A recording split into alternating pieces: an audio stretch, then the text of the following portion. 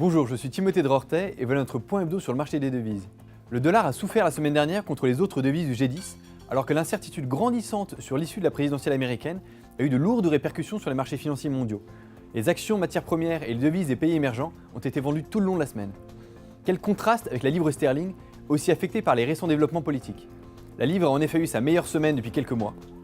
Tôt jeudi matin dernier, la Cour de cassation a donné raison au Parlement en décrétant que son approbation est nécessaire pour que le gouvernement puisse déclencher l'article 50.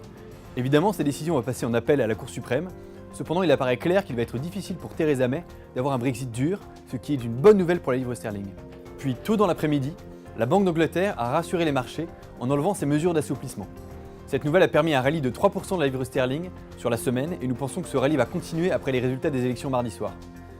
La zone euro est restée à l'écart la semaine dernière. Seules deux importantes données macroéconomiques, le PIB du troisième trimestre et l'inflation d'octobre, mais ces deux chiffres ont été absorbés par les développements économiques au Royaume-Uni et en particulier aux US. Nous attendons à la même chose cette semaine et à ce que la zone euro réponde en grande majorité en fonction des résultats des élections aux US. Nous continuons à croire en une victoire de Clinton, victoire que les bookmakers estiment désormais à 80%, ce qui entraînerait donc un rallye modéré du dollar.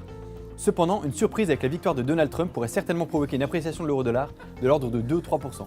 Les rapports sur les salaires pour le mois d'octobre aux États-Unis ont eux été complètement éclipsés par les craintes des élections. Ces rapports étaient en faveur d'une augmentation des taux de la part de la Fed. Les chiffres ont été légèrement en dessous des attentes, mais cela a été plus que compensé par la révision à la hausse des mois précédents.